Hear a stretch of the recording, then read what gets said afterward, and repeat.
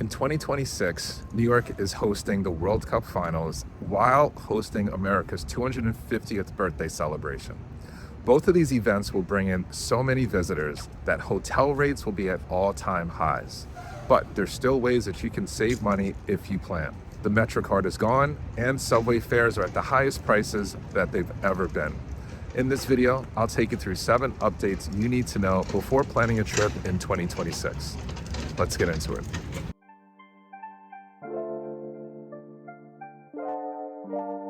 All right, let's start with the big event first. The 2026 FIFA World Cup is happening in North America, and it runs from June 11th to July 19th. There's going to be a total of 8 games played in the New York region, 5 group games and 3 knockout rounds. All games are played at the MetLife Stadium, which FIFA is calling the New York, New Jersey Stadium. The finals will also be here, and that's on July 19th. Hotels around the stadium are adjusting their prices accordingly, and hotels that normally charge $100 to $300 per night are charging $1,000 to $3,000 per night. Now, on the bright side, the further away you go from the stadium, the cheaper the prices are. And for the first time ever, this is working out well for people who want to stay close to New York City during their trip. I don't think I've ever seen a time where the prices get cheaper the closer you get to Manhattan. Airbnbs are an option. Airbnbs are illegal in New York, but they're still legal in New Jersey. And you can find deals for around $200 to $300 a night, but those deals are going quickly. So if you're planning to go to one of the games, make sure to get your hotels early before prices rise. July 4th, 2026, America turns 250, and cities around the country are hosting massive celebrations. Normally, Macy's hosts a big fireworks show for the 4th of July, but in 2026, the Macy's firework displays turn 50. So this will be an epic fireworks display that's happening next year. And there will be multiple fireworks during the week. I'm guessing they'll be on the east and the west side of Manhattan on different days. More information will come out during the year. There's also going to be a flotilla of ships. The Blue Angels are doing a fly over the Statue of Liberty, and there's going to be a special version of Fleet Week. But here's the point. Hotel rates are based on supply and demand, and America's birthday is happening at the same time that the World Cup is taking place. So with all of that demand, hotel prices will be the highest that we've seen. If you thought New York was expensive in 2025, wait until you see summer 2026. If you're planning to visit during the summer, make sure to book your hotels early. Now, it's not all doom and gloom, especially if you're planning to visit early in the year when New York's on sale. And yes, I said sale. Let's go through that. So the first thing to note is Hotel Week runs from January 2nd to February 12th, and that's when you can get up to 25% off select hotels. To see the list of participating hotels, go to this website. If you missed the deal for 2026, save this video because it will come back in 2027. There's also a few new hotels opening in 2026. The first one is the Voco in Times Square on Broadway, and I hope that I'm pronouncing that correctly.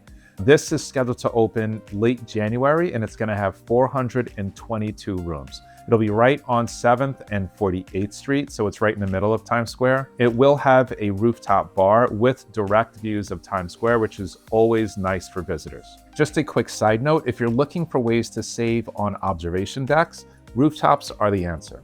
The difference between rooftops and observation decks charge an entrance fee, rooftops do not. But the majority of rooftops are bars, and it's hard to get into bars with kids. If you're traveling with a family and you want to go to a rooftop, there are certain bars that will allow you in on specific days and times, but it is few and far between. If you're all adults, rooftops are your playgrounds. Okay, back to the deals. The Kimpton is opening a new hotel near Rockefeller Center, and this one will have 529 rooms, so it's bigger than the Voco. This will be a great option during the holidays because it's right near Rockefeller Center. So if you're coming in for the tree lighting, this is a great option. It's near Radio City Music Hall, which is where the Rockettes perform. And you'll be right near Fifth Avenue for all of the holiday retail windows. The Kimpton is part of IHG, so if you have those rewards, you can take advantage of it. They're scheduled to open in the spring. Now, the last hotel also has a spring opening is the Hilton Garden Inn, and this is in Queens, just 2 miles from LaGuardia. Airport hotels are typically pretty sketchy, so the fact that there is a new one that's opening up just minutes away from LaGuardia is worthwhile. All right, this next one is for the theater goers. Broadway week runs from January 20th to February 12th, and that's when you can get 50% off popular Broadway show tickets. To find the list of participating shows, go to this website. It's listed as a 2-for-1 offer, but it's actually better than 2-for-1 because you can take advantage of this even if you're a solo traveler or if you're traveling in a group of 3 or 5. It's also better than the lotteries because you can pick your seats in advance. Tickets do go quickly, especially for the popular shows, so if you find one that works, book it quick. Broadway week runs twice a year, so if you miss it in the first half of the year, you can take advantage in the second half of the year. Not all Broadway shows are playing on the dates that you'll be here. This is really important, especially if you're planning in advance. You can put Broadway shows into 2 different categories. There's some shows that have an open run, but most shows have a limited run, meaning that they actually have an end date. So it's really important that before you book your Broadway shows, you need to see what shows are playing for the dates that you will be here. Not the shows that are currently showing, not the shows that your friend recommended when they were here 2 years ago. You need to see what shows are available for your dates. And there's a few new shows that are scheduled for the first half of this year. First up is Rocky Horror Picture Show. The cult classic returns to Broadway in a limited run starring Luke Evans. Previews begin in March, and it's scheduled to run until June at the Studio 54 Theater. Arthur Miller's Death of a Salesman returns to Broadway with 2 powerhouse actors, Nathan Lane and Laurie Metcalf. This has been made a few times, and it feels like a classic each time. Previews begin in March, and it's scheduled to end in June. Schmigadoon, which is based on a musical comedy on Apple TV, is making its way to Broadway. I watched 1 episode. It seems like it'll be easy to adapt this to theater. If you enjoyed the TV show, you should enjoy it live. It's scheduled to open in April and close early September. The Lost Boys, which is based on the 80s vampire movie, is coming to Broadway as a musical. It opens in April and is scheduled for an open run. And the last show to mention is Dreamgirls, which is scheduled to open in the fall. There's not a lot of details yet, but this one will probably be big. I don't think a lot of people are aware of this, but there's a special code that you can use to get discounts to popular attractions.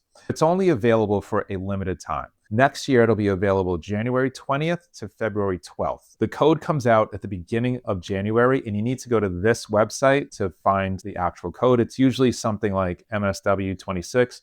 Don't quote me on that because I'm recording this in December, so I don't know exactly what the code is yet. The code's good for 2-for-1 deals on popular attractions like One World, Top of the Rock, Guggenheim, lots more, but again, check the website for all the information. Now let's talk about what's new with the attractions. The first is the Hip Hop Museum is scheduled to open its doors this fall in the Bronx, and this is major. I've been hearing about this museum for at least 15 to 20 years. So the fact that they're now getting ready to open these doors is super exciting. It will be in the Bronx, which is the birthplace of hip hop. I know that's going to spark lots of debate on social with everyone from Queens, but that debate is all love anyway. So that's scheduled to open in the fall. There's also an LGBTQ museum that will open in the fall. It will be at the New York Historical Society, which is on the Upper West Side near Central Park and right near the Museum of Natural History. This will be the first museum of its kind in the US, but this may get pushed out to 2027, so just stay tuned for more. And the last thing to note is, as of January 1st, MoMA PS1 will offer free admission for everyone. This is not the big MoMA that's in Midtown. This is PS1, which is the sister museum that's out in Queens. It will have free admission for the next 3 years, so you can go check out some art in Queens for absolutely free, $0. Now there's deals for foodies too. From January 20th to February 12th is Restaurant Week. That's when you can get discounts on popular restaurants. To see the list of participating restaurants, go to this website. All the restaurants will offer special prefixed meals. Restaurant Week is very popular with New Yorkers, but I've noticed it's less popular with visitors. But I'll tell you what does work for visitors are the food halls. And the food halls are when you can go to one place and find lots of different options all under one roof. Chelsea Market is a food hall. It's like the OG of food halls, but it's not the only one. There's Essex Market, there's the Tin Building, there's the Time Out Market out in Dumbo, and there's a new food hall that's opening. Shaver Hall will have 11 food stalls, 2 full-service restaurants, including a high-end steakhouse, 2 bars, a music stage, and get this, a 200-foot conveyor belt of cheese. Now, I had to look this up because when I first heard this, I was thinking of something like a lazy river of cheese or just like a cheese fountain that flows down, but it's not that at all. It's more like a sushi belt. This is being brought to New York by Pick and Cheese, which is a British company that launched this idea in 2019. It certainly sounds interesting. We'll have to see if it's cheesy or not. Dad jokes, can't help it. And the last update is around transportation. Starting January 4th, the subway fare is now $3 per ride. Fare capping is still set at 12 rides within a 7-day window. The MetroCard is out and the new tap and pay system is in. With tap and pay, you can either use a contactless debit or bank card. If you have your bank card loaded on your phone or your smartwatch, you can use that, or you can use the Omni card, which is great for international visitors who want to avoid those bank charges every time you get onto the subway. There will be new ferry lines that go from the Bronx to the Rockaways. There's lines that go from South Brooklyn to Midtown. The fare for the ferry is not going up. It's still set at $4.50 per ride unless you're 65 or over, and then it's only $1.45. And that's great because during the summer, the ferry is a great way to take in these Manhattan skylines without having to pay the expensive tourist boat fees. For those that are driving to New York, the George Washington Bridge is going up by a quarter, so it'll cost $16.25 to cross. It's absolutely insane. And if you're thinking about doing that, I would highly recommend staying in northern New Jersey, because if you bring your car into Manhattan, you have to pay lots of tolls. You have to pay the George Washington Bridge, which is $16. You have to pay the congestion toll once you pass 60th Street, which is $9. Then you have to pay to park your car every day, and you have to assume that's going to cost you around $50 per day. That's a lot just to bring your car to Manhattan and then not even use it.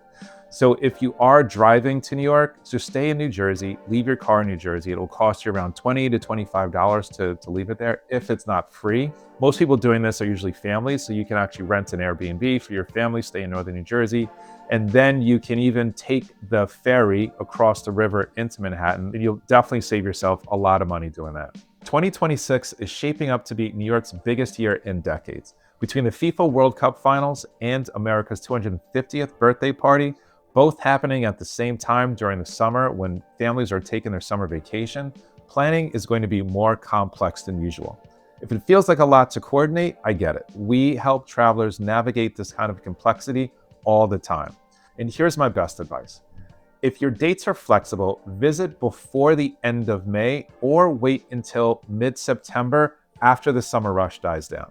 If they're not flexible and you need to be here during the summer, start planning early so that you can lock in those rates before prices rise. I hope this was helpful. Thanks for watching. Subscribe for more New York planning tips. I'll be sharing money-saving advice all year.